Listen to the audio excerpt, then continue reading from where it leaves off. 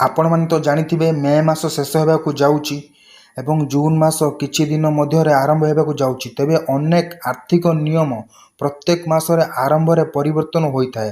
ଏହା ସହ ଜୁନ୍ ମାସରେ ମଧ୍ୟ ଅନେକ ଆର୍ଥିକ ନିୟମ ପରିବର୍ତ୍ତନ ହେବାକୁ ଯାଉଛି। ଏଥିସହ ଆସନ୍ତା ମାସରେ ହେବାକୁ ଥିବା ପରିବର୍ତ୍ତନ ବିଷୟରେ ଜାଣିବା ମଧ୍ୟ ଜରୁରୀ। ଆସନ୍ତା ମାସର LPG ସିଲିଣ୍ଡର ମୂଲ୍ୟ, ବ୍ୟାଙ୍କ ଛୁଟି, ଆଧାର କାର୍ଡ ଅପଡେଟ୍ ଭଳି ଅନେକ ପରିବର୍ତ୍ତନ ହେବାକୁ ଯାଉଛି।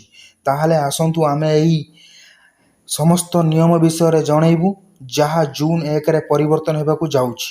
ତେବେ ଆଧାର କାର୍ଡ ଅପଡେଟ୍କୁ ନେଇ କିଛି ବଡ଼ ପରିବର୍ତ୍ତନ ହେଉଛି। ବର୍ତ୍ତମାନ ମାଗଣାରେ ଆଧାର ଅପଡେଟ୍ ପାଇଁ ଜୁନ୍ 14କୁ ବଢ଼ିଯାଇଛି। ଅବଶ୍ୟ ଅଫଲାଇନ୍ ଅପଡେଟ୍ ପାଇଁ ଅର୍ଥାତ୍ ଆଧାର କେନ୍ଦ୍ରକୁ ଯିବା ପାଇଁ ଅପଡେଟ୍ ପିଛା 50 ଟଙ୍କା ଦେବାକୁ ପଡ଼ିବ।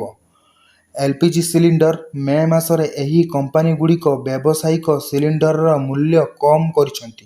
ଘରୋଇ ସିଲିଣ୍ଡର ଏବଂ କମର୍ସିଆଲ ସିଲିଣ୍ଡର ମୂଲ୍ୟ ଜୁନ୍ 1ରେ ଅପଡେଟ୍ ହେବାକୁ ଯାଉଛି।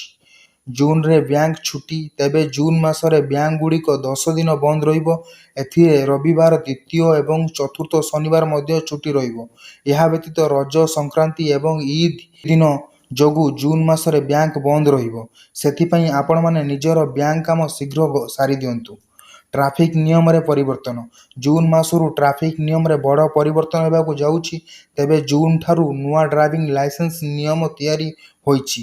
ନୂଆ ନିୟମ ଅନୁଯାୟୀ ଯଦି ଜଣେ ବ୍ୟକ୍ତି ବହୁତ ବେଗରେ ଗାଡ଼ି ଚଳାନ୍ତି ତେବେ ତାଙ୍କୁ 1000ରୁ 2000 ଟଙ୍କା ପର୍ଯ୍ୟନ୍ତ ଜରିମାନା ଦେବାକୁ ପଡ଼ିପାରେ। ଏହା ସହ ବିନା ଲାଇସେନ୍ସରେ ଗାଡ଼ି ଚଳାଇବା ପାଇଁ 500 ଟଙ୍କା ଜରିମାନା ଦେବାକୁ ପଡ଼ିବ। ଯଦି କେହି ହେଲମେଟ୍ କିମ୍ବା ସିଟ୍ ବେଲ୍ଟ ବିନା ଗାଡ଼ି ଚଳାନ୍ତି ତେବେ ତାଙ୍କୁ 100 ଟଙ୍କା ଜରିମାନା ଦେବାକୁ ପଡ଼ିବ। ଗାଡ଼ି ଚଳାଇବା ସମୟରେ ସାମାନ୍ୟ ସୀମା ଅତିକ୍ରମ କରିବା ପାଇଁ ଦଣ୍ଡ। ଜଣେ ନାବାଳିକ ଅର୍ଥାତ୍ 18 ବର୍ଷରୁ କମ୍ ନାବାଳିକ ଏକ ଗାଡ଼ି ଚଳାଇଥାଏ ତେବେ ତାଙ୍କୁ ଜରିମାନା ଦେବାକୁ ପଡ଼ିବ।